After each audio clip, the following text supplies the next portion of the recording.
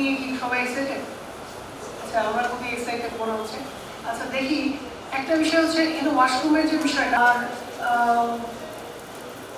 এখানে যদি ladies common রুমের দরকার পড়ে সেটাও এখানে বের হয়ে আছে, যদি লাগে সে জায়গাও দিতে পারবে।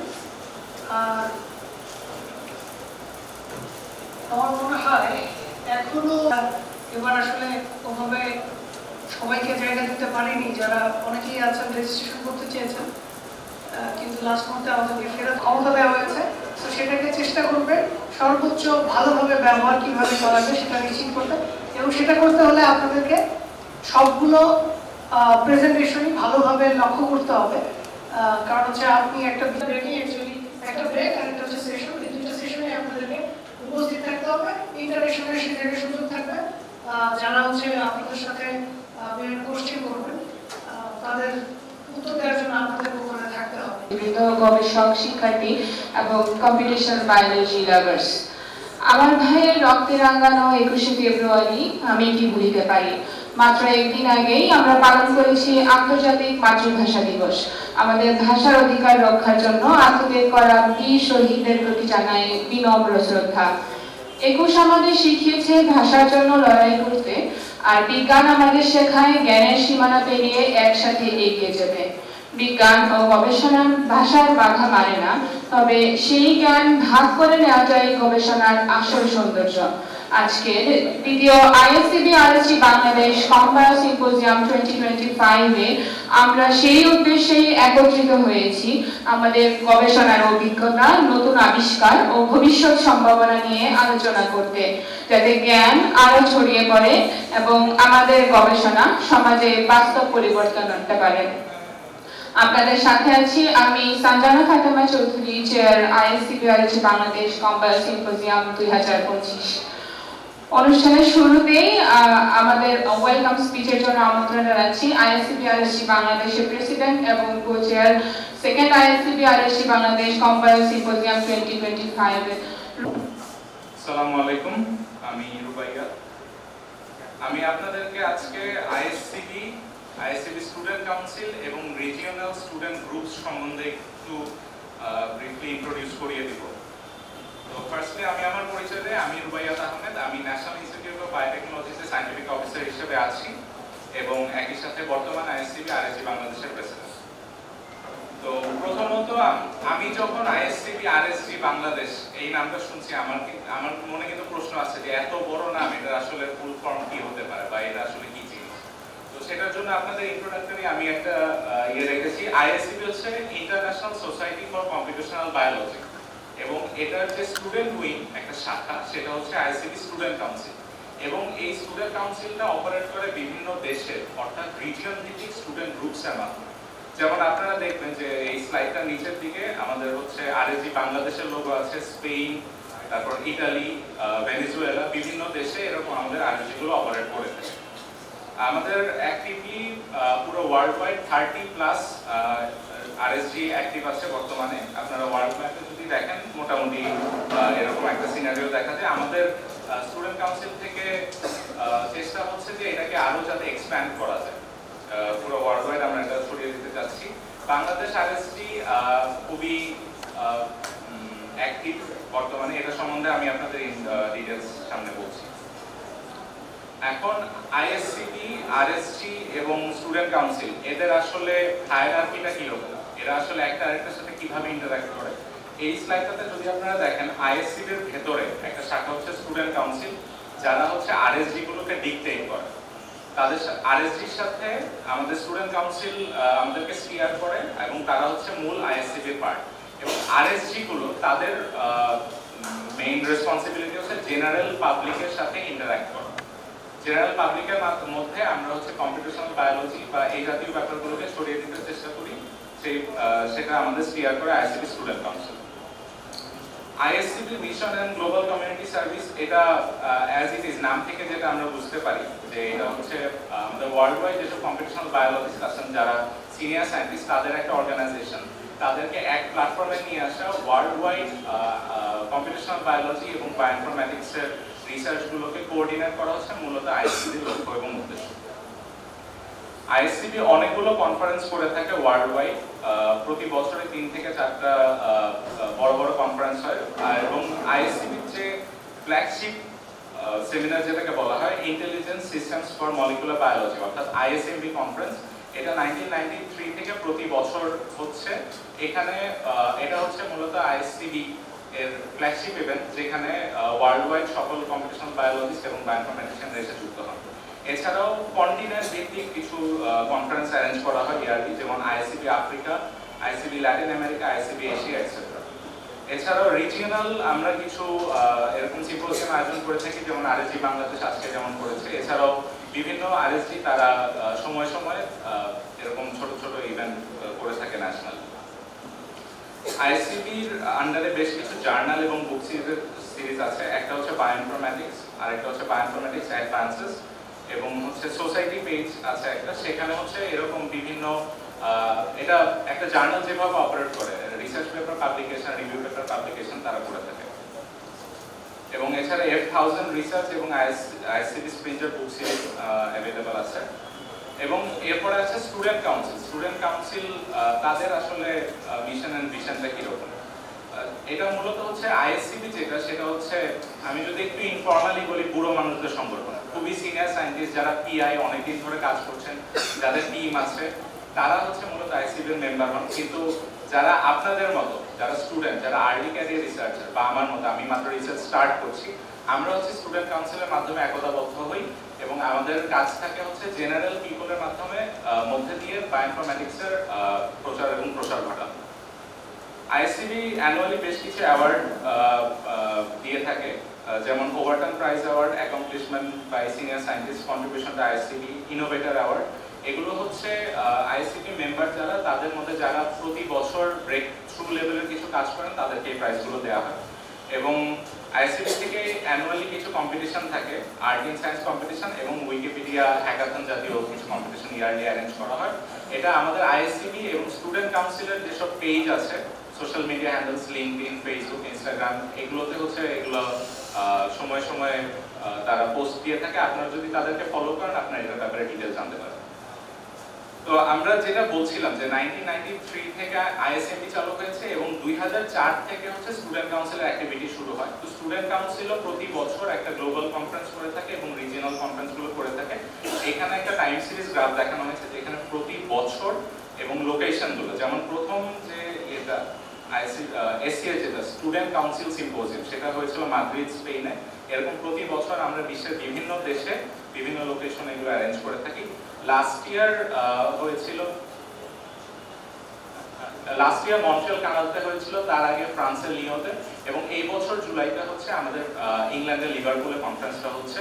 আপনারা কেউ চাইলে ডেফিনেটলি ওখানে পার্টিসিপেট করতে পারেন। আইএসসিবির যে ওয়েবসাইট, সেখানে এটার ব্যাপারে ডিটেলস দেওয়া আছে। এখন আমি আপনাদের পরিচয় করিয়ে দিই আইএসসিবি আরএসজি বাংলাদেশের সাথে, অর্থাৎ রিজিওনাল স্টুডেন্ট গ্রুপ বাংলাদেশ। আমরা যারা আজকে কনফারেন্সটা অ্যারেঞ্জ করেছি, সিম্পোজিয়ামটা, আমাদের যাত্রা শুরু হয়েছিল 2020 সালের জুনে। আমাদের অবজেক্টিভ হচ্ছে নেশন ওয়াইড আমাদের যারা আর্লি ক্যারিয়ার রিসার্চার আছেন, যারা স্টুডেন্ট আছেন, তাদেরকে বায়োইনফরমেটিক্স গবেষণায় আরেকটু আগ্রহী করে তোলা, তাদেরকে কিছুটা ট্রেনিং প্রোভাইড করা, এবং গ্লোবাল স্টেজে বাংলাদেশে যে আমরা ব্রেক থ্রু লেভেলে কাজ করছি, সেই জিনিসটাকে আমরা চেষ্টা করি যে ওয়ার্ল্ডের সামনে তুলে ধরার জন্য। তো 2024 সালে আমাদের বেশ কিছু ইন্টারন্যাশনাল কোলাবোরেশন ছিল। তার মধ্যে সবচেয়ে ইম্পর্টেন্ট গুলোর মধ্যে একটা হচ্ছে এনসেম্বলের সাথে আমাদের একটা কোলাবোরেশন ছিল। ওরা একটা 3-ডে ওয়ার্কশপ আমাদেরকে প্রোভাইড করেছিল। আমরা 40 জন পার্টিসিপেন্টসকে এনরোল করেছিলাম। তারা এনসেম্বল থেকে একজন ট্রেনার এসে তাদের এনসেম্বল ডেটাবেস সম্বন্ধে 3 দিনের একটা workshop, hands on workshop provide করেছিলেন। এটা আমাদের সেকেন্ড ফেজ। লাস্ট ইয়ার আমরা এটা ফার্স্ট ফেজ অ্যারেঞ্জ করেছিলাম। এটা হচ্ছে আমাদের ওই অনলাইন জুম মিটিং এর একটা স্ক্রিনশট। এরপরে আমাদের আরেকটা কোলাবোরেশন ছিল আর for the rest of us. এটা খুবই জনপ্রিয় একটা প্ল্যাটফর্ম, যারা হচ্ছে আর এর বিভিন্ন কোর্স প্রোভাইড করে থাকে। এই কোর্সগুলো সাধারণত পেইড, একটা সাবস্ক্রিপশন ফি দিয়ে নিতে হয়, কিন্তু আমরা ওদেরকে অফার করার পর আমাদের ভলান্টিয়ারদের জন্য ওরা একটা এক্সক্লুসিভ অ্যাক্সেস দিয়েছিল একটা কোর্সের, ফান্ডামেন্টালস অফ আর্ট। সেটাতে আমাদের ভলান্টিয়াররা এনরোল করতে পেরেছিল উইদাউট এনি কস্ট। এবং হচ্ছে পরবর্তীতে সেকেন্ড ফেজে হচ্ছে আমরা এটার যে ফাউন্ডার ডেভিড কেইস, ওনার সাথে হচ্ছে একটা মিটিং অ্যারেঞ্জ করেছিলাম, যেখানে আমাদের ভলান্টিয়ার্স এবং জেনারেল পিপল যারা আর নিয়ে বিভিন্ন জিনিস জানতে আগ্রহী, তারা জয়েন করেছে। এবং এই কনফারেন্সটা যে যখন আমরা ডিসিশন নিয়েছিলাম যে আমরা সেকেন্ড কম্পাইল সিম্পোজিয়াম করব, সেটা আসলে আমাদের লাস্ট ইয়ার নভেম্বরে ভলান্টিয়ার্স মিট অ্যান্ড গ্রিট এবং একটা ওয়ার্কশপ ছিল এআই ইন বায়োইনফরমেটিক্স। সেখানে আমরা প্রথমে দিনের বেলা সকালবেলা আমরা একটা ওয়ার্কশপ অ্যারেঞ্জ করেছিলাম আমাদের ভলান্টিয়ারদের জন্য, এবং এরপরে আমরা আমাদের এই সিম্পোজিয়ামটা প্ল্যানিং স্টার্ট করেছি। এবং আমাদের ইয়ার লং কিছু প্রোগ্রাম চলতে থাকে, কম্পিটিশনাল বায়োলজি, মাতৃভাষায় কম্পিটিশনাল বায়োলজি গবেষণা উপস্থাপন এবং বায়োইনফরমেটিক্স অ্যান্ড বিয়ন্ড, অর্থাৎ আমাদের বিভিন্ন এক্সপার্ট যারা তারা তাদের ক্যারিয়ার ইয়েগুলো শেয়ার করেন আমাদের সাথে। এবং আইএসসিবি আরএসসি বাংলাদেশের কথা আমি আপনাদের একটু আগে যেটা বলেছিলাম যে আমাদের আসলে অনেক অ্যাক্টিভিটি বছর জুড়েই চলতে থাকে। তো আইএসএমবি 2023 সিম্পোজিয়ামে আসলে হাইলাইট আরএসসি হিসেবে আরএসসি বাংলাদেশের নাম উল্লেখ ছিল, এবং এটার পেছনে সবচেয়ে বড় অবদান ছিল যেটা আমাদের এখানে টাইটেলটা বলেছে first ISCB RSC Bangladesh compile symposium 2023, যেটা মার্চে হয়েছিল। সেখানে 285 প্লাস পার্টিসিপেন্ট ছিলেন 60 প্লাস ইনস্টিটিউশন থেকে, এবং এটা আমাদের হয়েছিল বিআরআইসিএম ঢাকায়। এটা ছিল বাংলাদেশে কম্পিটিশনাল বায়োলজি ভিত্তিক প্রথম একটা সিম্পোজিয়াম আমরা আয়োজন করেছিলাম। সো ফার্স্ট টাইম হিসাবে ইট ওয়াজ আ গ্রেট সাকসেস, এবং এটার কারণে আমরা হাইলাইট আরএসসি হিসেবে উপস্থাপিত হয়েছে। এখানে আমরা আজকে আপনাদের সামনে যেসব সেগমেন্ট আছে সেরকমই সবকিছু ছিল, কুইজ ছিল, পোস্টার প্রেজেন্টেশন, ওরাল প্রেজেন্টেশন, এবং আপনাদের জন্য যে প্রেস অ্যাওয়ার্ডস আমরা গত বছর দিয়েছিলাম। তো তারই ধারাবাহিকতায় আমরা এই বছর সেকেন্ড কম্পাইল সিম্পোজিয়াম আয়োজন করেছি। আপনারা নিশ্চয়ই অনেকে 20 তারিখের আমাদের প্রি সিম্পোজিয়াম ওয়ার্কশপে জয়েন করেছিলেন। এরপর আজকে আমাদের কুইজ আছে, কিনোট টক আছে, ইনভাইটেড টকস আছে, ওরাল প্রেজেন্টেশন, এবং ফার্স্ট টাইমের মধ্যে আমরা ইনফোগ্রাফিক প্রেজেন্টেশন রেখেছি, পোস্টার প্রেজেন্টেশন এবং ইন্ডাস্ট্রি ইনসাইটস, নেটওয়ার্কিং অপরচুনিটি থাকছে আপনাদের জন্য।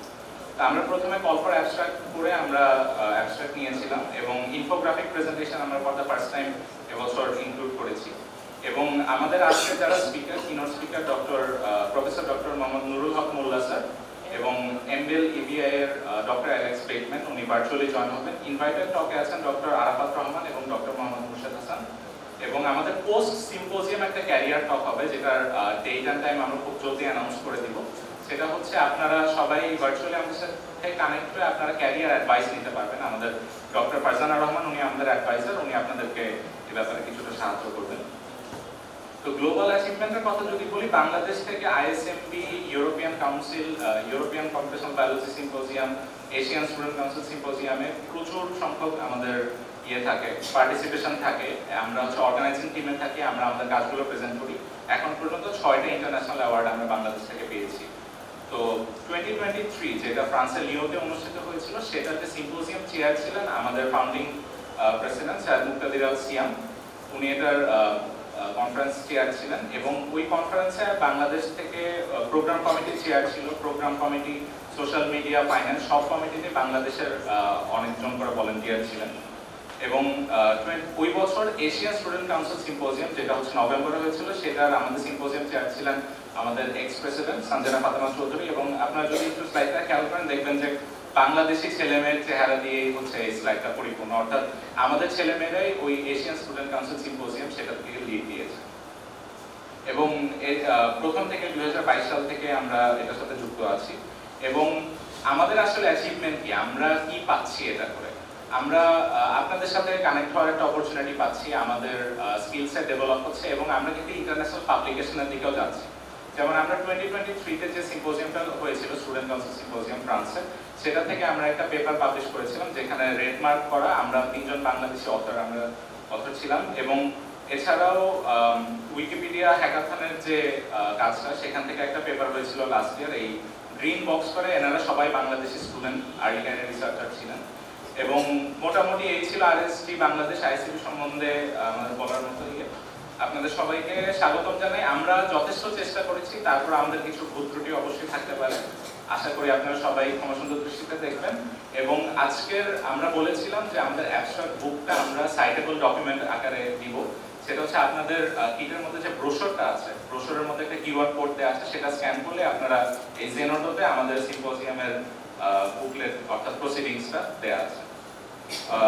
আর বিশেষভাবে ধন্যবাদ দিতে চাই নিউরোজেন হেলথ কেয়ার, আমাদের স্পন্সর, আমাদের ওয়ার্কশপ পার্টনার বায়োসায়েন্স ফ্যাক্টরি, এবং আমাদের মূল স্পন্সর আমাদের স্টিয়ারিং কমিটি আইএসসিবি স্টুডেন্ট কাউন্সিল, এবং Dhaka university biochemistry and molecular biology ডিপার্টমেন্টকে যারা হচ্ছে আমাদেরকে এই ভেন্যুটা ইউজ করার জন্য পারমিশন দিয়েছে। থ্যাংক ইউ সবাইকে। বিসমিল্লাহির রহমানির রহিম। আমাদের ডিপার্টমেন্টে আপনারা আসছেন, এই জন্য আপনাদেরকে স্বাগত জানাচ্ছি। যারা এই ডিপার্টমেন্টের স্টুডেন্ট না, তারাও এসে ডিপার্টমেন্টে দেখছেন যে আমাদের আসলে রুবায়েত এখানকার ডাইরেক্ট স্টুডেন্ট বলেছে। আমি অবশ্যই আমাদের সময় ইনফরমেটিক্স আসলে তেমন একটা কিছুই ছিল না, এটা বলতে পারেন আমরা এই বিষয়ে বেশ পপুলার। তবু modern technology is going on, এবং আমরা দেখতেই পাচ্ছি যে কম্পিউটারের ইউজটা এই ইনফরমেশনের সঙ্গে বায়ো ইনফরমেশনের সঙ্গে বেশ ডেভেলপ করেছে। আজকে কোনো সবার সভাপতি আছে কেউ? সভাপতি তো আছে এখানে? আচ্ছা, জিজ্ঞেস তো বুঝলাম, কিন্তু সবার একটা সভাপতি সাধারণত থাকে না। আপনি? আচ্ছা, আমি অবশ্য নাম জানি না, এই জন্য আজকে সবার সভাপতি সম্বোধন করতে হয়, এই জন্য বলছি। একটা পরিবর্তিত পরিস্থিতিতে আমরা বাংলাদেশ চলছে, আপনারা জানেন। এর মধ্যে দিয়ে আমরা স্বাধীনতা অর্জন করেছি। বৈষম্যবিহীন যারা ছাত্র, তারা এই অ্যাচিভমেন্টে আমাদের ক্যাটালাইজ হিসেবে কাজ করেছে। তা আমরা এখানে একটা জিনিস একটু বলছি, আজকে যে ওয়ার্কশপটা আইএসসিবি অর্গানাইজ করেছে, আমি তাদেরকে প্রথমে ধন্যবাদ দিচ্ছি, এবং আমরা আপনাদের সাথে পার্টিসিপেট করতে পেরে ধন্যবাদ। আমরাও আপনাদের কাছ থেকে কি বলে কৃতার্থ মনে করছি নিজেদেরকে। প্রোটিওমিক্স, তারপরে জেনোমিক্স, এই যে বিভিন্ন এই মিক্সগুলো ডেভেলপ হয়েছে এই বায়োকেমিস্ট্রি আর মলিকুলার বায়োলজি বা যে রিলেটেড যে সাবজেক্টগুলো আছে সেখানে, এইগুলো এই বিষয়টা কিন্তু খুবই ইন্টারেস্টিং। এখন এরা ল্যাব বেস না হয়েও, এরা কম্পিউটার বেস হয়েও অনেক ইনফরমেশন আমাদেরকে দিচ্ছে। আর আপনারা যারা নতুন বিজ্ঞানী হইতেছেন এই বায়ো ইনফরমেটিক্স লাইনে, তাদের জন্য এই ওয়ার্কশপ এটা খুবই ফ্রুটফুল ব্যাপার, এবং আমি আপনাদের এইটার সম্মেলনের আজকে সাফল্য কামনা করছি। আবার বলছি যে যেহেতু আমাদের সময় এই বিষয়ে অত ডেভেলপ ছিল না, আমরা যখন ছাত্র ছিলাম আজ থেকে 40 বছর আগে, সেই ক্ষেত্রে এখন এই বিষয়ে আমি অত ডিটেলস বলতে পারবো না। তারপরেও আমাকে যখন রুবায়েত বললো যে স্যার আপনি একটু করতে হয়, এখানে আপনি একটু প্রধান অতিথি হিসেবে থাকবেন, তাই বললাম যে ঠিক আছে। আমার ডিপার্টমেন্টে, হোম ডিপার্টমেন্টে যখন আসে তখন আমি এখানে থাকি। আমার আবার একটা দুইটা দায়িত্ব হয়েছে রিসেন্টলি 2 মাস হলো, যে ডিন হিসেবে 11টা ডিপার্টমেন্টের দায়িত্বে থাকতে হচ্ছে, ফ্যাকাল্টি ডিন হিসেবে। এই জন্য আমার আসলে অনেক সময় ছুটির দিনেও আমাদের কাজ করতে হবে। দায়িত্ব দেওয়া মানে আর পরিবর্তিত পরিস্থিতিতে অনেক হিসাব বসে, তারপরে কি বললে আবার ছাত্ররা খেপে যাবে কিনা, আবার কাকে সন্তুষ্ট করা যায়, এইসব ব্যাপারগুলো সব দিক থেকে খেয়াল রাখতে হচ্ছে। তবে আমি আমার ওয়েতে যেটা বলি, আমি একটু সিম্পল টাইপের মানুষ, এবং সিম্পল বুঝি, এবং যেটা সহজভাবে বুঝি, যেটা সবার জন্য ভালো, সেটাই চেষ্টা করে দেওয়ার জন্য। তা আমি আপনাদের সবাইকে আবারও স্বাগত জানাচ্ছি, এবং আপনাদের আজকের এই সিম্পোজিয়ামের সাফল্য কামনা করে আমি আমার বক্তব্য শেষ করছি। আল্লাহ হাফেজ। এবারে আমাদের প্রধান অতিথিকে সম্মানিত করার জন্য ক্রেস্ট তুলে দিচ্ছে আমাদের সিম্পোজিয়াম কো-চেয়ার রুবায়েত আহমেদ।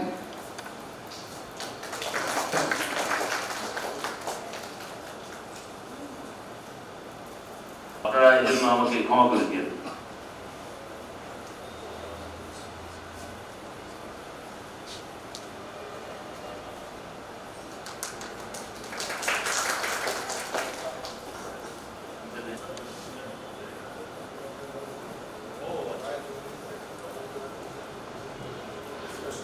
অনেক ধন্যবাদ স্যারকে ওনার ইনসাইটফুল বক্তব্যের জন্য।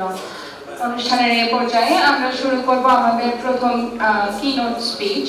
আমাদের সাথে কিনোট স্পিকার হিসেবে আছেন professor doctor Mohammad Nurul Haque Molla.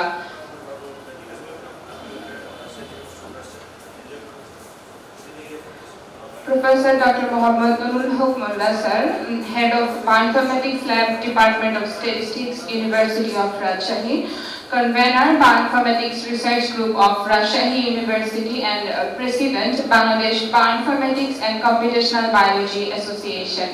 Professor Dr. Muhammad Nurul Haq Mullah is an eminent scholar currently working in the Department of Statistics at the University of Rajshahi, Bangladesh, and leads the bioinformatics laboratory there. He is actively involved in advancing bioinformatics research, which integrates biological, statistical, and computational sciences to address complex biological problems. His contributions has been crucial to shape bioinformatics research in Bangladesh, supporting advancement in agriculture, healthcare, and life sciences through cutting-edge computational tools. He played a key role in establishing the Bioinformatics Research Group of Rajshahi University in 2016, fostering interdisciplinary collaboration and academic initiatives. He also leads the Bangladesh Bioinformatics and Computational Biology Association, uniting researchers across the country to promote computational biology research and education. We are very happy to have you with us. Please.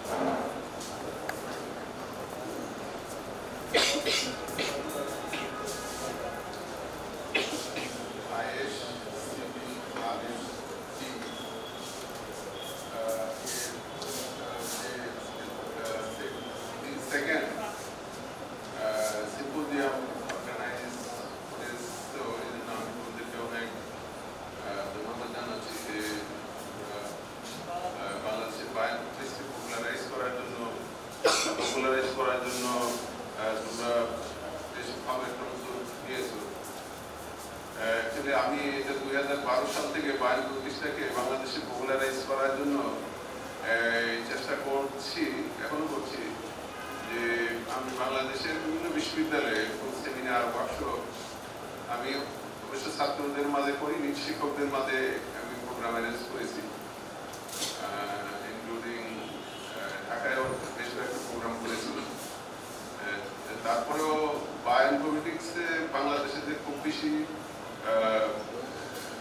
Researcher এই একটা গুরুত্বপূর্ণ topics এগিয়ে আসছে, এটা আমি এখনো দেখতে পাচ্ছি না।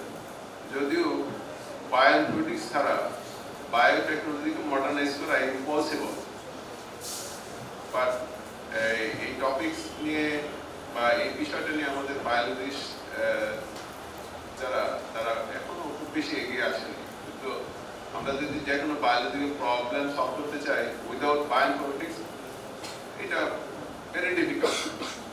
যাই হোক, আমাকে বলা হচ্ছে কিনোট টক দেওয়ার জন্য, যে কারণে আমি মোটামুটি একটা সামারাইজ করে আজকে আমি একটা টক দিতে চাই, তারপর আলোচনা হবে। আমি যে টপিক করেছি সেটা হচ্ছে the role of bioinformatics in molecular data science and AI. প্রথমে বলছি যে ডেটা সায়েন্স এটা একটা পপুলার টপিক না, বা ডেটা সায়েন্স আছে কি? ডেটা সায়েন্সে আছে হচ্ছে mathematical, statistical science, computer science এবং একটা ডোমেন, যে ডোমেনে যাবে ডাটা সায়েন্সটা ওই ডোমেনে। তবে এখানকার ডোমেনটা হচ্ছে বায়োলজিক্যাল সায়েন্স, যে কারণে এই ডেটা সায়েন্সটা হচ্ছে বায়োলজিক্যাল ডেটা সায়েন্স। আজকে যে আলোচনা হবে সব বিলং করবে বায়োলজিক্যাল ডেটা সায়েন্স, আর specially omics science. Bioinformatics actually molecular omics, যেটা মডেলিং, অ্যানালাইসিস, মডেল ডেভেলপমেন্ট, এগুলা নিয়ে হচ্ছে বায়োইনফরমেটিক্স। আর omics এর বাইরে যে বায়োলজিক্যাল ডেটা মডেলিং, সেগুলোকে আমরা বলি বায়োস্ট্যাটিস্টিক্স। আর বায়োস্ট্যাটিস্টিক্স এর অ্যাডভান্স যে ব্রাঞ্চ, অ্যাডভান্স এরিয়া, এটাকে বলা হয় বায়োইনফরমেটিক্স। অন্য নামে এটাকে বলা হয় biological data science. Biological data science এটা হচ্ছে বায়োলজিক্যাল, বায়োস্ট্যাটিস্টিক্স এবং বায়োইনফরমেটিক্স দুইটাই বিলং করে, কারণ এটা ব্রড দেন বায়োইনফরমেটিক্স।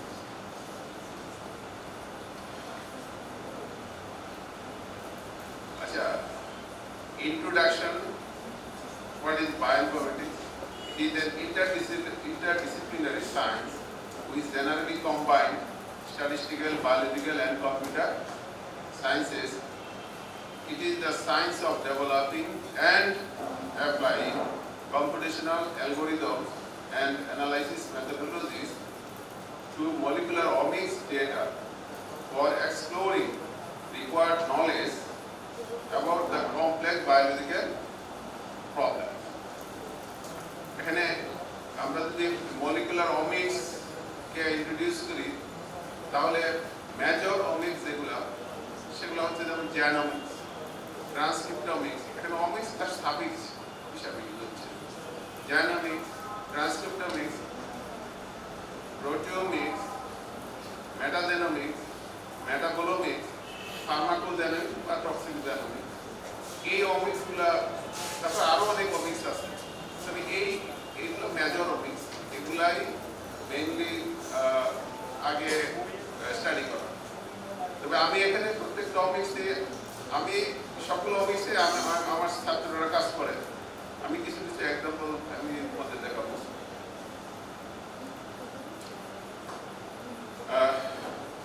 বায়োইনফরমেটিক্স তোমার বুঝতে হলে প্রথমেই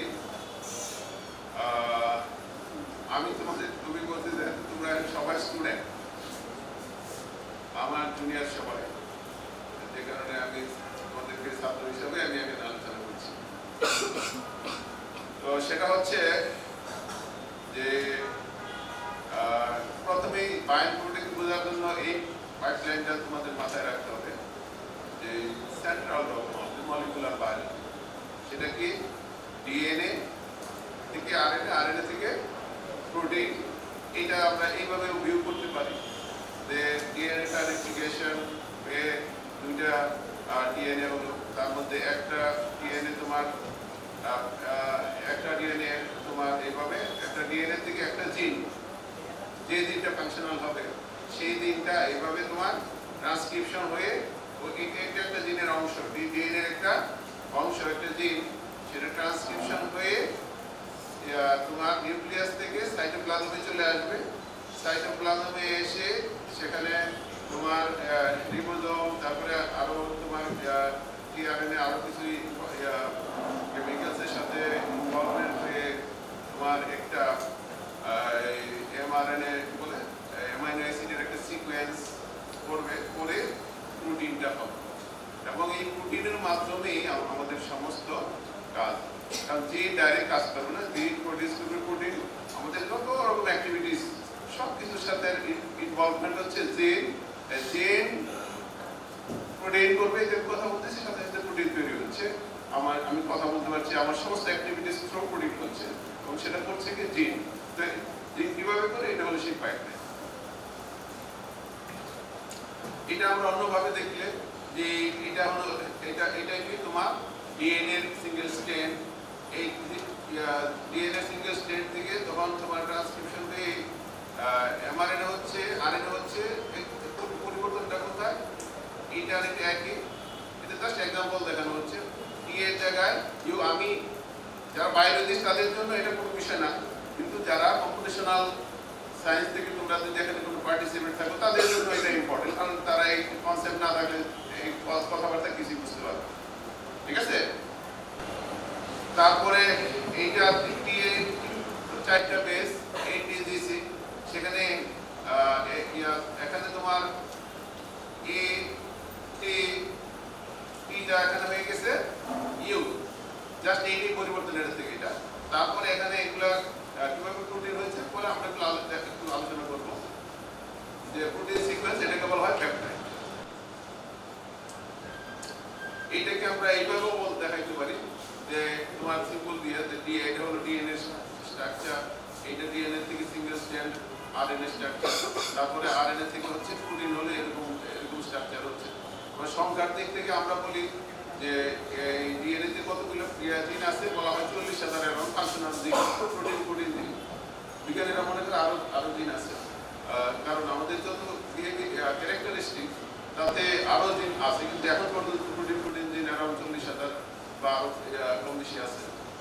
তারপরে 40,000 জিন থেকে ট্রান্সক্রিপশনে প্রায় 1 লক্ষ ট্রান্সক্রিপ্ট বলা হয় হচ্ছে, কারণ একটা জিন একাধিক ট্রান্সক্রিপ্ট তৈরি করতে পারে স্প্লাইসিং এর মাধ্যমে। এগুলো অনেক লম্বা স্টোরি আছে। তারপরে একটা 100টা ট্রান্সক্রিপ্ট থেকে 10 লক্ষ প্রোটিন হতে পারে। আমরা দেখব কিভাবে 100টা ট্রান্সক্রিপ্ট থেকে 1 লক্ষ ট্রান্সক্রিপ্ট থেকে আবার 1 লক্ষ প্রোটিন কিভাবে 10 লক্ষ কিভাবে প্রোটিন হয়। আবার প্রোটিন থেকে পরে হচ্ছে মেটাবোলাইট। মেটাবোলাইট কি, যদি প্রোটিনের সাইজটা ছোট হয়, যেমন 1500 ডালটনের নিচে যেগুলো প্রোটিন সেগুলোকে বলা হয় মেটাবোলাইট, কারণ ফিনিশিংটা মেটাবোলাইটের মাধ্যমে হয়।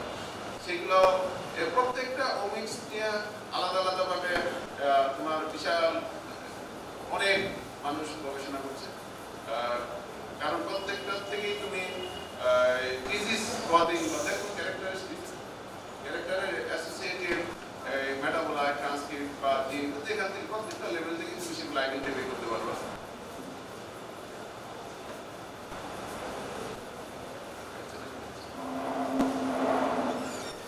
এখন এইটা হচ্ছে আরেকটা পাইপলাইন যে কিভাবে প্রোটিনটা হচ্ছে। এখানে এইটা যদি ক্রোমোজোম হয়, ক্রোমোজোমের একটা পজিশনকে যদি আমরা জিন আমরা ডিফাইন করি যে এই কোডটা জিন, তাহলে এই জিন থেকে একটা স্ট্র্যান্ড বেরিয়ে আসবে, এটা একটা স্ট্র্যান্ড এখন নিউক্লিয়াসে আছে, নিউক্লিয়াস থেকে বেরিয়ে সাইটোপ্লাজমে আসে, আসার পর এটা স্প্লাইসিং টেসিং হয়ে এরকম একটা এমআরএনএ হবে। এটা হচ্ছে এমআরএনএ। এমআরএনএর মধ্যে 3টা করে নিউক্লিওটাইড নিয়ে একটা করে কোডন হবে, এগুলো কোডন। এখন এই কোডনের মধ্যে একটা করে অ্যামাইনো অ্যাসিড আসবে, অ্যামাইনো অ্যাসিডকে কল করবে টিআরএনএ, থেকে নিয়ে আসবে আর রিবোজোমের সহযোগিতা। এইগুলা প্রত্যেকটা কোডনের মধ্যে একটা করে অ্যামাইনো অ্যাসিড যুক্ত হবে, কিন্তু এরকম একটা অ্যামাইনো অ্যাসিড সিকোয়েন্স তৈরি করবে এবং পরে এটা প্রোটিন হবে। এটা হচ্ছে ওয়ে কিভাবে, আরো অনেক কথাবার্তা আছে, কিন্তু এখানে আমি অনেক সংক্ষিপ্ত করে বলছি। তো এইটা হচ্ছে, তারপরে এখানে আমরা তাহলে অলরেডি বলেছি প্রোটিনটা কিভাবে হচ্ছে, যে এই যে এটা হলো যে প্রোটিন সিকোয়েন্স। এখন এটা ফাংশনাল হওয়ার জন্য এটার আরো পরিবর্তন হবে, ওই এরকম তোমার কয়েকটা স্টেপ আছে, কোয়াটারনারি স্ট্রাকচার, এখানে এসে দিকটা এখানেই ফাংশনাল হবে না, আরো তার কাজ আছে। ঠিক আছে? এই তাহলে এখন এই প্রোটিনটা বোঝার জন্য, প্রোটিন সিকোয়েন্স বোঝার জন্য এই পদ্ধতিগুলো, যে 20টা অ্যামাইনো অ্যাসিড, এই অ্যামাইনো অ্যাসিডগুলো মনে রাখতে হবে যে 20টা অ্যামাইনো অ্যাসিড আছে। এই অ্যামাইনো অ্যাসিড 3 লেটার ইউজ করা হয়, এইভাবে করা হয়। যেমন অ্যালানিন 3 লেটারে এলা আর 1 লেটারে ই, কারণ আমরা যখন সিকোয়েন্স দেখবো তখন 1 লেটার ইউজ করতে হবে। এইটা আর এই প্রোটিন সিকোয়েন্সকে কিভাবে এই কোডনের সাথে অ্যামাইনো অ্যাসিড গুলা লিঙ্ক হয়, এইটা একটা টেবিল। এই টেবিল থেকে বোঝা যাবে, যেমন এইটা একটা কোডন, এটার সাথে ফিনাইল ল্যালিন, তারপরে তোমার এইগুলোর সাথে লাইসিন, মানে মানে কোন কোডন। এখানে কোডন হচ্ছে, যেহেতু আমাদের 3টা করে নিউক্লিওটাইড একটা কোডন হয়, তাহলে 4টা নিউক্লিওটাইড আছে, 4 দ্বারা 16, 4 16 64টা কোডন হয়।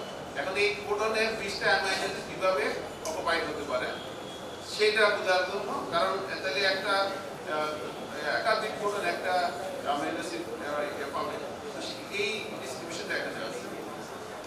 এগুলা অন্যভাবে মানে এগুলা দেখে নিলে পড়ে নিলে তখন সিকোয়েন্স অ্যানালাইসিস বা সিকোয়েন্সগুলো কিভাবে হচ্ছে তার মিনিংগুলো সহজে বোঝা যাবে। আচ্ছা, যাই হোক আমি মোটামুটি একটু ইন্ট্রোডাক্টরি বায়োইনফরমেটিক্স বললাম যে এইগুলো কনসেপ্ট থাকতে হবে। বায়োইনফরমেটিক্স যদি পেপার পড়ে বা বায়োইনফরমেটিক্স টপিক পড়তে হয় তাহলে বেসিক জিনিসগুলো একটু জানা। তো এখন হচ্ছে জেনেটিক্স অ্যান্ড জেনোমিক্স। আমি জেনোমিক্স নিয়ে আমি একটু আলোচনা করব, এখানে কয়েকটা টপিক নিয়ে আমি আলোচনা করব। তো যেমন জেনেটিক লিঙ্কেজ এন্ড কিউটিএল অ্যানালাইসিস, প্রথম যখন জেনেটিক আইডেন্টিফিকেশন হতো তখন কিউটিএলটা সবচেয়ে পপুলার। তারপরে assembling to recover DNA, whole genome or RNA sequence. তারপরে আলোচনা করবো স্নিপ কিভাবে আইডেন্টিফাই করতে হয়। তারপরে whole genome sequence analysis to study relation এই ধরনের জেনেটিক কিউটিএল মানে জেনেটিক জিনের পজিশন, মানে ডিএনএ কোথায় কোন পজিশনে একটা ক্যারেক্টারের সাথে অ্যাসোসিয়েটেড জিন আছে সেটা আইডেন্টিফাই করা যায়। সেটার জন্য প্রথমেই এই কনসেপ্টটা ক্লিয়ার থাকতে হবে। কিন্তু যারা কিউটিএল অ্যানালাইসিস করবে, কিউটিএল মানে জিনের পজিশন, ক্রোমোজোমে জিনের পজিশন আইডেন্টিফিকেশন। এটা কিন্তু এই বায়োইনফরমেটিক্স যখন আসার আগেই এই টেস্টে জিন আইডেন্টিফাই করা হতো। তবে কিউটিএল অ্যানালাইসিসটা হিউম্যান সেটা হিউম্যান বাদে অন্যান্য অর্গানিজম প্লান্টের জন্য ইউজ করতে।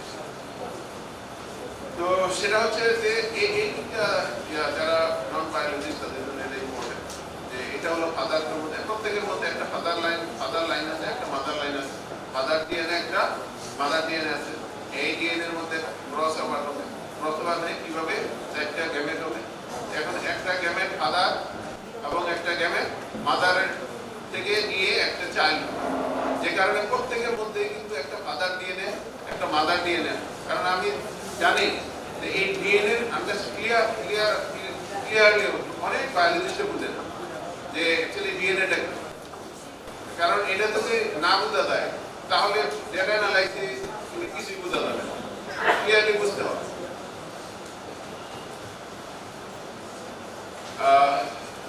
সেটা হচ্ছে আমরা যদি এখন কিউটিএল অ্যানালাইসিস করি সেই ডাটাটা কেমন হবে। ডাটাটা হবে এরকম, এখানে এইগুলো হলো কোনো একটা ক্যারেক্টারের ডাটা, মনে করি আমাদের হাইটের ডাটা। আর এই দিকটি হচ্ছে বিভিন্ন ক্রোমোজোম, এটা ক্রোমোজোম 1, ক্রোমোজোম 2, ক্রোমোজোম 3, এইভাবে যতটা ক্রোমোজোম থাকবে। এখন যে স্পিসিস নিয়ে কাজ করবো স্পেসিফিক নাম্বার অফ ক্রোমোজোম থাকবে।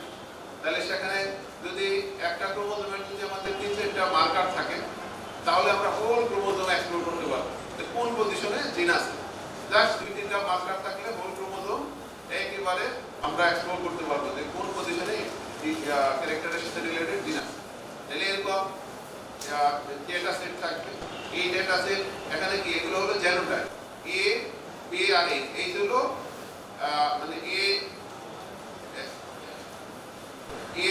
একটা জেনোটাইপ আর বি আরেকটা জেনোটাইপ। এটা যদি কি বলে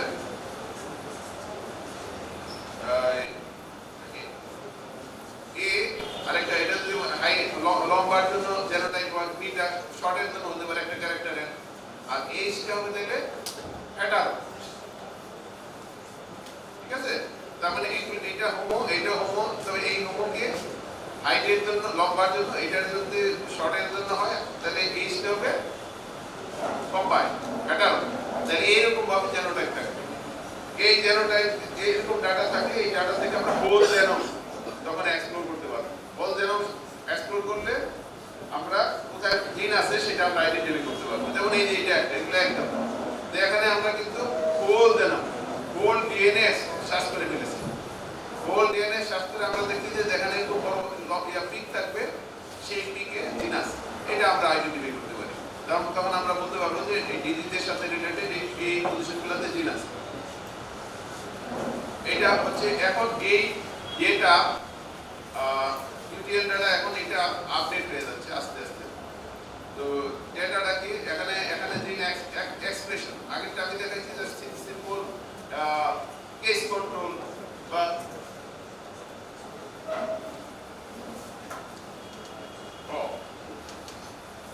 আচ্ছা যাই এই ধরনের ডাটা থেকে আমরা জিন আইডেন্টিফাই করতে পারবো।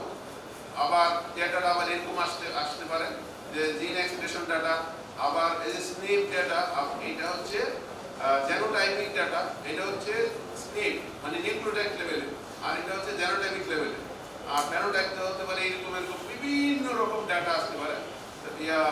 ডেটা এখন আস্তে আস্তে ডাটা QTL আছে, কিন্তু QTL এর জন্য ডেটা ফরম্যাট অনেক চেঞ্জ হয়ে গেছে, যেগুলোকে আমরা বলি expression QTL, MQTL, metabolic QTL, lipidomics QTL, বিভিন্ন অমিক্সের সাথে ট্যাগ করে এখন QTL অ্যানালাইসিস করা যায়, যেগুলা পরে ইন্টিগ্রেট করে মাল্টি ওমিক্স, বিভিন্ন ওমিক্স QTL এর মাধ্যমে ইন্টিগ্রেট করে জিন আইডেন্টিফাই করা যায়। এখানে এখন আসছে QTL এর পরে লেটেস্ট যেটা এখানে আসছে সেটা হচ্ছে যে সিকোয়েন্সিং, ডিএনএ সিকোয়েন্স করে নিউক্লিওটাইডগুলো আইডেন্টিফাই করে ফেলা। তাহলে প্রথম মেশিন স্যাঙ্গার সিকোয়েন্স, তারপরে এই যে রোজি লুমিনা, এই মেশিনগুলো আয়ন টরেন্ট, এগুলো থার্ড জেনারেশন এসে যে ব্যাক বায়ো, তারপর অক্সফোর্ড ন্যানোবোর, এগুলো আসছে। এখন মেশিন যত আপডেট হচ্ছে, ডেটা জেনারেশন ফাস্ট হচ্ছে, ডাটা জেনারেশন কস্ট কমে যাচ্ছে, এবং এটা আমাদের নাগালের মধ্যে চলে আসছে। আর সিকোয়েন্স অ্যাসেম্বলিং এর জন্য দরকার পড়ে দুই রকম, রেফারেন্স বেস সিকোয়েন্সিং, অ্যাসেম্বলিং, আবার ডিন অফ অ্যাসেম্বলিং। এগুলা আমরা যখন সিকোয়েন্স অ্যানালাইসিস করতে যাব তখন দেখা যাবে আমাদের সিকোয়েন্সগুলো অ্যাসেম্বলিং করতে হবে, কারণ কোনো মেশিন ফুল ডিএনএ কে ডাইরেক্টলি সিকোয়েন্স করতে পারে না, ছোট ছোট ফ্র্যাগমেন্টকে সিকোয়েন্স করতে পারে। এখন ছোট ছোট ফ্র্যাগমেন্টকে সিকোয়েন্স করে ওগুলোকে অ্যাসেম্বলিং করে আমাদের ফুল সিকোয়েন্সটা রিকভার করতে হবে। তো সেটা ওয়ে হচ্ছে দুইটা, রেফারেন্স বেস এবং ডিনো। রেফারেন্সে যদি অলরেডি একটা সিকোয়েন্স এস্টাবলিশ হয়ে যায়, তখন ওইটাকে রেফারেন্স দিয়ে সিমিলার যেমন যেগুলো আছে সেগুলোকে সহজে মানে কম খরচে কম সময়ে তার অ্যাসেম্বলিং করে ফেলা যায়। আর যদি রেফারেন্স সিকোয়েন্স না থাকে তখন আমাদের ডিনো পদ্ধতিতে সিকোয়েন্স অ্যাসেম্বলিং করতে হয়। এইগুলো যেমন এগুলা কিছু হলো রিড, ছোট ছোট রিড, এগুলাকে অ্যাসেম্বলিং করে সিকোয়েন্সটা রিকভার করা হচ্ছে সিকোয়েন্সিং এর মেইন কাজ। এইটা একদমই কি যেমন এখানে যদি ফ্র্যাগমেন্টগুলো যদি প্রপার লেভেল হয় তাহলে অ্যাসেম্বলিং করাটা খুব সহজ, কিন্তু যদি এরকম হয় মাঝে গ্যাপ থাকে তখন মেইন চ্যালেঞ্জটা যে কিভাবে এই গ্যাপ থেকে আমরা কিভাবে ফুল সিকোয়েন্সটা রিকভার করব, এইটা। তো এইগুলা এখানে সব কিছুর মেথড আছে, তবে কি কোনোটা একটু কঠিন, কোনোটা একটু সহজ। যে এগুলো একদম এগুলো স্কিপ করি, সময় দেয় তো নাই। এখানে এই সিকোয়েন্স, তারপরে সিকোয়েন্স যখন অ্যাসেম্বলিং হয়ে যাবে, সিকোয়েন্স আমরা পেয়ে যাবো, তখন আরেকটা চ্যালেঞ্জ আসে যে অ্যালাইনমেন্ট। অ্যালাইনমেন্টের ক্ষেত্রে আমরা যখন একটার সাথে আরেকটা সিকোয়েন্সকে কম্পেয়ার করবো তখন আমাদের অ্যালাইনমেন্ট করবো। অ্যালাইনমেন্ট দুই রকম, একটা হচ্ছে গ্লোবাল অ্যালাইনমেন্ট। গ্লোবাল অ্যালাইনমেন্ট করে আমরা একটা ফুল সিকোয়েন্সের সাথে আমরা কম্পেয়ার করতে পারবো সিমিলারিটি। আর যদি ইন্টারেস্ট হয় যে এই তিনটা অমুক জন্মে আছে কিনা, এই তিনটা অমুক জন্মে আছে কিনা, বা থাকলে কত পার্সেন্ট ম্যাচিং আছে, এগুলা চেক করার জন্য লোকাল অ্যালাইনমেন্ট। এগুলোর জন্য অনেক ধরনের মেথড আছে। এই যে তারপর হচ্ছে যখন সিকোয়েন্সিং হয়ে যাবে তখন আমাদের অ্যানালাইসিসের কাজ হবে। সেই অ্যানালাইসিস করে আমরা অ্যানালাইসিস করার জন্য স্নিপ ডাটা আমাদের করতে হয়। স্নিপ ডাটা এখানে যেমন এই কিভাবে স্নিপ ডাটা হয় সেটা আমি একটু বলছি যে এটা একটা ইন্ডিভিজুয়ালের ডাটা ডিএনএ সিকোয়েন্স। এখন এটা হলো ফাদার লাইন, এটা হলো তার মাদার লাইন। এখানে কিন্তু চারটা লাইন আছে, এর একটা কমপ্লিমেন্টারি পার্ট আছে, আর একটা কমপ্লিমেন্টারি পার্ট আছে। তাহলে এটা একটা ইন্ডিভিজুয়ালের, এটা আরেকটা ইন্ডিভিজুয়ালের, এটা আরেকটা ইন্ডিভিজুয়ালের। এখন দেখা যাচ্ছে তিনটা ইন্ডিভিজুয়ালের এই লাইনে কোনো চেঞ্জ নাই, এই লাইনেও কোনো চেঞ্জ নাই, কিন্তু এই লাইনে তিনটা ইন্ডিভিজুয়ালে চেঞ্জ আছে, কাজে এটা স্লিপ হবে। যদি কনস্ট্যান্ট থাকে দেখা যাচ্ছে কোনো ইন্ডিভিজুয়ালের মধ্যে নিউক্লিওটাইডের পরিবর্তন হচ্ছে ওটা স্লিপ। একটা এটাতে আছে, এটাতে চেঞ্জ আছে, এটাকে বলা হয় স্লিপ। তো এরকম স্লিপ ভেরিয়েশন নিউক্লিওটাইডের সংখ্যা হিউম্যানের ক্ষেত্রে কত 3.2 billion base pair father DNA, আবার mother DNA 3.2 billion base pair. তাহলে এই এখন এই যে এখানে যে লাইনটা এখানে কিন্তু তার মানে এটা কিন্তু 3.2 বিলিয়ন বেস পেয়ার, কারণ এটা আসছে মাদার লাইন থেকে, এটা আসছে মাদার লাইন থেকে। তো সেক্ষেত্রে আমাদের 3.2 বিলিয়ন বেস পেয়ার আমরা যদি এরকম ডিফারেন্স পাই তাহলে দেখা যাবে 10 লাখ, তাও কতগুলো আসছে 10 লক্ষ ভেরিয়েশন পাওয়া যায়। এখন এই 10 লক্ষ ভেরিয়েশনের মধ্যে অ্যাকচুয়ালি কোন ভেরিয়েশনটা একটা নির্দিষ্ট ডিজিজের জন্য দায়ী এটা আইডেন্টিফাই করা, এটা হলো মোট চ্যালেঞ্জ। এগুলো অ্যানালাইসিস করলে এই 10 লক্ষ কিছু কারণ যেগুলো কনস্ট্যান্ট ওগুলো আগে আমরা ফিল্টারিং করে দেই, তো যেগুলো ভেরিয়েশন আছে বা স্নিপ হিসাবে ক্যান্ডিডেট সেগুলোকে অ্যানালাইসিস করে এরকম ম্যানার করে। এগুলোর জন্য অনেক ধরনের অ্যালগরিদম আছে, আমাদের ডেভেলপমেন্ট করা অনেক অ্যালগরিদম আছে, এমনিও অ্যালগরিদম আছে। এগুলো অ্যানালাইসিস করে ফাইনালি এরকম ভাবে 10 লক্ষ পজিশনের জন্য এরকম পি ভ্যালু ক্যালকুলেশন হবে। তারপরে এই ধরনের ক্যালকুলেশন হলে তখন আমরা সিগনিফিকেন্ট লেভেলটা আমরা বলতে পারি যে রেগুলার আমরা মাইনাস লগ না হলে তো পি ভ্যালু ছোট হলে ভালো, কিন্তু মাইনাস যখন লগ না হবে তখন এটা আমরা বড়র দিক থেকে মানে লার্জার দিক থেকে আমরা কনসিডার করি সিলেকশন বোঝার সুবিধা। তাহলে এখানে যে পজিশনের ভ্যালুগুলো বড় হয়ে যাবে এখানে কাট অফ দিয়ে দিই থ্রেশহোল্ড, এই থ্রেশহোল্ডের উপরে যেগুলো আছে সেগুলো পজিশনকে তখন বলা হবে ইম্পর্টেন্ট। এইভাবে স্লিপ আইডেন্টিফাই করতে হবে। তারপরে স্লিপ আইডেন্টিফাই তাহলে আমি জেনোমিক্স নিয়ে আরো অনেক আছে, আমি জাস্ট একটু ধারণা দিচ্ছি। তারপরে পরেরটা হচ্ছে ট্রান্সক্রিপ্টোমিক্স ডাটা। এখন ট্রান্সক্রিপ্টোমিক্স অ্যানালাইসিসের ট্রান্সক্রিপ্টোমিক্স ডাটা হলো মাইক্রোঅ্যারে ডাটা। প্রথম হচ্ছে মাইক্রোঅ্যারে ডাটা কিভাবে জেনারেট করে এটা, তারপরে আরএনএস ডাটা কিভাবে জেনারেট করে, এগুলো পাইপলাইন এগুলো আলোচনা করার আমার সময় নেই। এগুলো আরএনএস ডাটা কিভাবে জেনারেট করা হয়, যেটা কম্পিটিশন আগে আমাদের ডাটা কিভাবে প্রডিউস হচ্ছে এটা আমাদের বুঝতে হবে। ডাটা জেনারেট হয়, তারপরে এগুলো হচ্ছে ডাটা যখন জেনারেট হয়ে যাবে তখন ওই ডাটা থেকে সেটা আমরা আরএনএস ডাটা জেনারেট করি বা মাইক্রোঅ্যারে ডাটা জেনারেট করি। যেভাবে করে দেখেন আমাদের জিন গুলা কেস এবং কন্ট্রোল গ্রুপের মধ্যে তাদের এক্সপ্রেশন প্যাটার্ন ডিফারেন্ট সেম না ডিফারেন্ট সেটা আমাদের করতে হয়, কারণ সেম হলে সেটা ইম্পর্টেন্ট হবে না। যদি এক্সপ্রেশন প্যাটার্নটা সিগনিফিকেন্টলি ডিফার করে তাহলে সেই জিনটাই ইম্পর্টেন্ট। এইভাবে আমরা প্রথম আমরা কনসিডার করি। তো এইটা আইডেন্টিফাই করার জন্য বিভিন্ন মেথড আছে। এখন ডেটা টাইপের উপরে ভিত্তি করে মেথডগুলো সিলেকশন করতে হয়। এখানে আমি কতগুলো দিচ্ছি, এখানে আমাদের মেথড ডেভেলপমেন্ট অনেক আছে এবং পাবলিক অন্যান্য পাবলিশার আরো অনেক মেথড করছে, শতাধিক মেথড আছে এই ইন্ডিভিজুয়াল দিন এক্সপ্রেশন করা আইডেন্টিফিকেশন করা মেথড, তো যে সফটওয়্যার আছে এগুলো।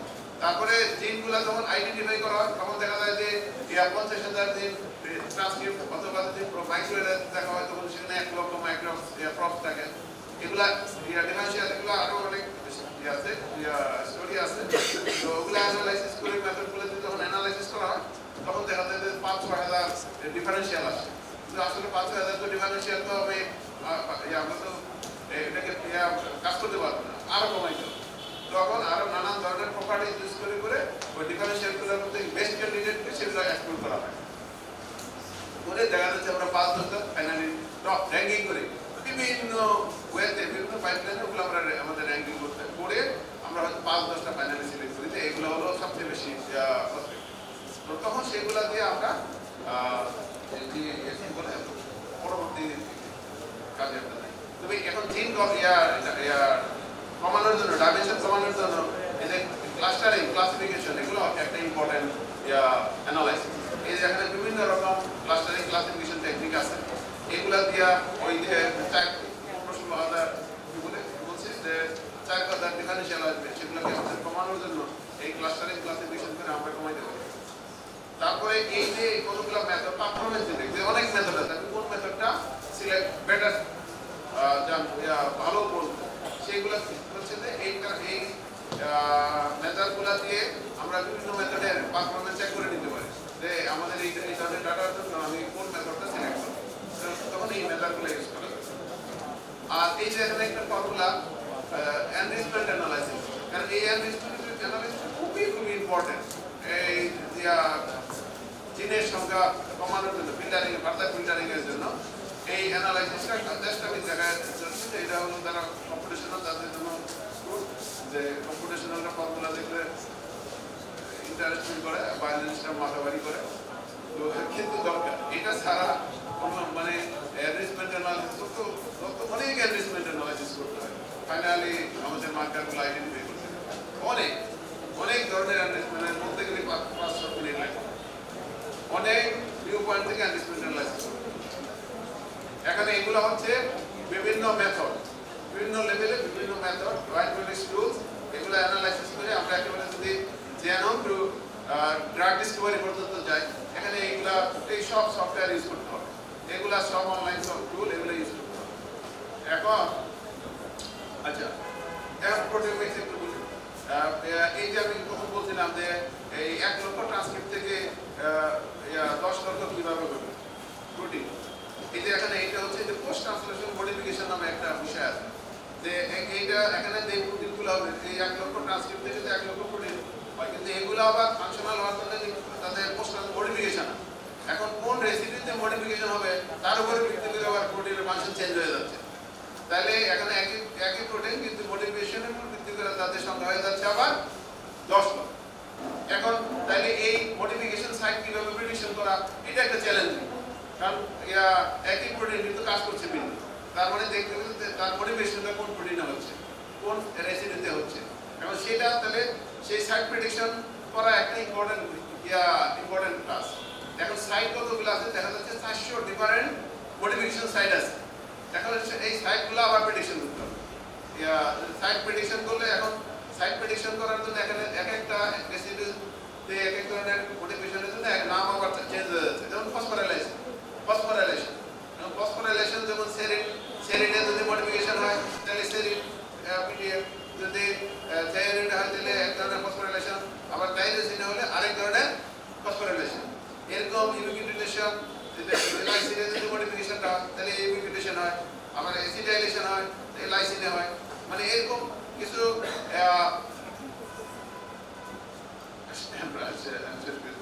তো এইভাবে তার মানে একটা প্রোটিন সিকোয়েন্স দিয়ে আমরা পিডিএফ সাইট মডেল, একটা মডেল এরকম আমাদের আমরা অনেকগুলো মডেল বিভিন্ন সাইট প্রেডিকশনের জন্য ডেভেলপ করেছি, পাবলিশ আছে আমাদের এগুলো হচ্ছে মানে আমি বলবো যে আমাদের মডেলে তোমরা ইউজ করো, কেন করো, আমাদেরকে দেখাইতে হবে এক্সিস্টিং মডেলের চেয়ে বেটার পারফরম্যান্স আমাদের মডেলে পরে, এবং এগুলো সফটওয়্যার অনলাইনে বানাই দিতে হবে, বানাই দিলে তখন ওইগুলো পাবলিক ইউজ করবে।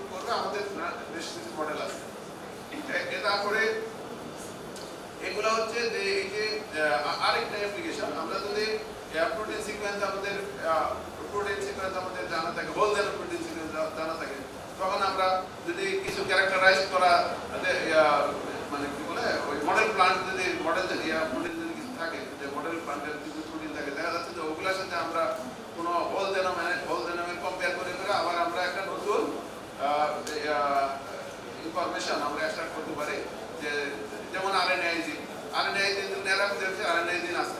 এখন এই অ্যারাবিদের আরএনএআইজিন 30-32টা আছে। এখন এগুলাকে আমরা যদি মেরি সিকোয়েন্স দিয়ে ইউজ করে আমরা রাইজের কোনো একটা জাতের আরএনএআইজিন আইডেন্টিফাই করতে চাই, তখন দেখা যাচ্ছে যে এই কাজগুলা অ্যালাইনমেন্ট করতে হবে, করতে হবে, এইগুলা করে আমরা কারণ একটা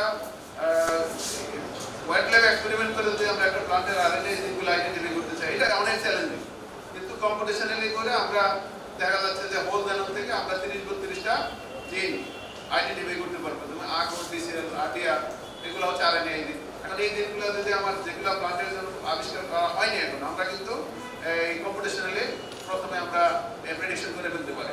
তো এই প্লান্টের জন্য এই 40টা বা 50টা আগো, আরটিআর, ডিসিএল, সেরিন জিন, তাহলে তখন যারা ওয়েট ল্যাবে কাজ করবে তাদের জন্য খুব সুবিধা, ওরা 40টা জিন নিয়ে তারা এক্সপেরিমেন্ট করতে পারে, আদারওয়াইজ তাদের 1 লক্ষ জিন নিয়ে এক্সপেরিমেন্ট করতে হবে, এটা ভেরি ক্রিটিক্যাল। তো এই কাজগুলো। তারপরে মেটাডাইনামিক্স এটা আরেকটা বিশাল ব্যাপার। আমাদের বডিতে যত সেল আছে তার দেখা যাচ্ছে যে 90% সেলই হলো মাইক্রোবায়াল সেল। আমাদের বডিতে যত জিন আছে তার 90% জিনই হলো মাইক্রোবায়াল জিন। ওরাও কাজ করতেছে। এখন একটা মাইক্রোব বা একটা ব্যাকটেরিয়া ভাইরাস যদি আমাদের বডিতে ঢুকে এবং সেটা যদি আমাদের ডিজিজ করে, তাহলে তাকে আমরা এই বিশাল জগৎ থেকে কিভাবে খুঁজে বের করব? এখন এটা বা এই যে করোনা ভাইরাস, এটা আমাদের বডিতে ঢুকলে আমরা কিভাবে আইডেন্টিফাই করছি যে এটা এই ভাইরাসটা বা এটাই ডেঙ্গু করছে?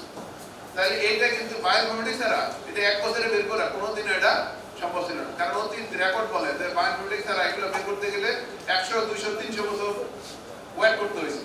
এর মধ্যে অনেক ক্ষয়ক্ষতি হয়ে গেছে। কিন্তু এই বায়োইনফরমেটিক্স থাকার কারণে আমরা কিন্তু এটা 1 বছরের মধ্যে তার ভ্যাকসিন পেয়ে গেছি। কারণ আমাদের যে বায়োইনফরমেটিক্স আছে, একটা ভাইরাস বা ব্যাকটেরিয়া বা তার করসপন্ডিং জিনকে আইডেন্টিফাই করা আমাদের ডাটা দিলে আমাদের 1 সপ্তাহের বেশি লাগবে না, আমরা সব করে দিতে পারবো। আমরা যখন সবকিছু আইডেন্টিফাই রেডি করে দেবো তখন বায়োটেকনোলজিস্টরা রেডি, তারা মার্কার পেলে ইমপ্লিমেন্ট করে তারা প্রসপেক্টিভ সলিউশন বের করে ফেলতে পারছে। আর যদি বায়োইনফরমেটিক্স না থাকতো বায়োলজিস্টরা জীবনের সন্ধান দিতে পারতো না। কাজেই বায়োটেকনোলজি কম্পিটিশনাল ছাড়া যারা বলে যে বায়োটেকনোলজি মডার্নাইজ করা যাবে, এটা মানে প্রকাশ হবে পাস করা, এটা লাগবেই। আমরা যদি আসলে আমরা সত্যিকারের কোনো কাজ তো করি না, যদি আমরা কোনো চ্যালেঞ্জ নেই তখন কিন্তু কেউ কাউকে নাক ছিটকানোর কোনো সুযোগ নাই। সবাই একসাথে কাজ করতে হবে, তাহলে প্রবলেম সলভ হবে। কিন্তু আমরা তো কোনো ওরকম কোনো চ্যালেঞ্জ নেই না, যে কারণে আমাদের কাছে গায়ে লাগে নেই। কাজে আমি বলবো যে আমরা এটা যেন সিরিয়াসলি এই তোমরা যারা শুরু করছো এটা রাখতে হবে, তাহলে সামনে আমাদের জন্য অনেক ভালো। এগুলো আমি বাদ দিয়ে দিই, আমার সময় নাই বলতেছে। আর লাস্টে আমি ড্রাগ ডিসকভারি, ঠিক আছে? তো ড্রাগ ডিসকভারি কিভাবে আমি একটু বলি। ভ্যাকসিন ডিসকভারি আমি পাইপলাইন নিয়ে আসলাম, সময় কম। ড্রাগ ডিসকভারি কে প্রথম স্টার্ট করতে হবে ওই যে আমি প্রথম জিন আইডেন্টিফিকেশন বলছি, প্রথমেই জিন আইডেন্টিফাই করতে হবে ডিজিজ করে 40,000 50,000 ইয়া ট্রান্সক্রিপ্ট বা 1 লক্ষ প্রোবস অ্যানালাইসিস করে আমাকে 5-7টা টার্গেট খুঁজে বের করতে হবে, র্যাঙ্কিং করে করলে তো এইটা। তারপরে এগুলোর সাথে কি বলে ওই এখন ড্রাগ ক্যান্ডিডেট মলিকুল তো অনেক আছে, লক্ষ লক্ষ আছে। এখন ওগুলাকে আবার কম্পিটিশনালি ডকিং করে আরো অনেক ধরনের কম্পিটিশন করে করে আমরা হয়তো 5-10টা লিগ্যান্ড বা মলিকুল আমরা ফাইনালি সিলেক্ট করলাম। তো এই মলিকুলগুলা এই টার্গেটগুলোকে ইনহিবিট করবে অথবা অ্যাক্টিভেট করতে পারবে। তার মানে এদের ইনহিবিট করা দ্বারা আপরেজুলেশন হবে, তাদেরকে ইনহিবিট করতে হবে। আর তাদের এক্সপ্রেশন বন্ধ হয়ে যাওয়ার কারণে ডিজিজে তাদেরকে অ্যাক্টিভেট করতে হবে। এখন কোন মলিকুল দিয়ে আমরা তাদেরকে ইনহিবিট বা অ্যাক্টিভেট করতে পারবো সেগুলো কিন্তু এই কম্পিটিশনালি ছাড়া এটা অসম্ভব। কারণ ক্যান্ডিডেট তো লক্ষ লক্ষ, তারপরে আবার বের করলাম, তারপরে তাদের টক্সিসিটি আছে কিনা এগুলো কোন কম্পিটিশনালি চেক করা যাবে। তাহলে এগুলো যে আমরা সবকিছু কম্পিটিশনালি একেবারে করে ধরে পরে বায়োলজিস্টদের বা বায়োটেকনোলজিস্টদের দেই, তাহলে ওদের জন্য এটা সুবিধা। তাহলে সহজেই তারা ওই 5-10টা এক্সপেরিমেন্ট করলেই ফাইনাল একটা জিনিস পেয়ে গেল। আর যদি এটা না করা হয় কম্পিটিশনালি, ওই সারা জীবন খালি ঘুরতে থাকবে, সলিউশন বেরোবে 200-300 বছর। কারণ অতীত রেকর্ড তো তাই দেখতেছি আমরা, যে একটা ডিজিজ হলে 300 বছর পর্যন্ত মানুষ খালি মরছে। হ্যাঁ, তো এখন তো হচ্ছে না। এখন আমরা আউটপুটটা পেয়ে যাচ্ছি, কিন্তু কিভাবে পাচ্ছি আমরা জানি না। তো এগুলা হলো ড্রাগ ডিসকভারি পাইপলাইন শেষ। আমি আর কিছু বললাম না, ঠিক আছে? লাস্ট কথা হচ্ছে পার্সোনালাইজড মেডিসিন। এখন পার্সোনালাইজড মেডিসিন আমার প্রত্যেকের জন্য আলাদা না, এটা হচ্ছে আমাদের ডিএনএ এর মাধ্যমে ডিএনএ গুলো দিয়ে আমরা আমাদেরকে ক্লাস্টারিং করে ফেলবো। ক্লাস্টারিং করলে দেখা যাচ্ছে আমাদের বাংলাদেশের মানুষের 20টা ক্লাস্টার হলো। এখন আমরা যদি প্রত্যেকটা ক্লাস্টার ধরে আমরা ড্রাগ ডিজাইন করি, তাহলে ওই ড্রাগটা একেবারে টু দ্য পয়েন্টে কাজ করবে, এই দিকে যে সাইড ইফেক্টের কোনো সম্ভাবনা নাই।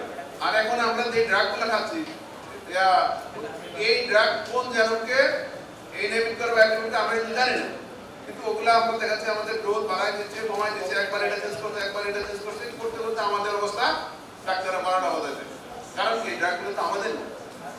আমরা পেপার রিভিউ করে দেখছি, একই ডিজিজ 100টা পেপার রিভিউ করলে আমার ছাত্ররা আমার গ্রুপে প্রায় 70-80 জন ছাত্র আছে বিভিন্ন ডিপার্টমেন্টে। আমি প্রথমেই যে ডিজিজ নিয়ে কাজ করবো ওদেরকে রিভিউ করাই। রিভিউ করাইতে দেখে যে একটা ডিজিজের একই ডিজিজ কিন্তু 100টা পেপার পাওয়া যায়, দেখা যাচ্ছে কারো পেপারের সাথে কারো পেপারের ডিজিজ সেটটা মানে সরি ক্যান্ডিডেট জিনের সেটটা সেম না। দেখা যাচ্ছে একটা জিন হয়তো 100টা পেপারের মধ্যে 20টা পেপারে কমন করে, 80টার মধ্যে কমন করে, তাহলে তাদের অ্যানালাইসিস কি ভুল? না, অ্যানালাইসিস ঠিক আছে। কারণ হচ্ছে এনভায়রনমেন্ট চেঞ্জ হলে এই ডিজিজ কজিং জিন সেটটা চেঞ্জ হয়ে যাচ্ছে।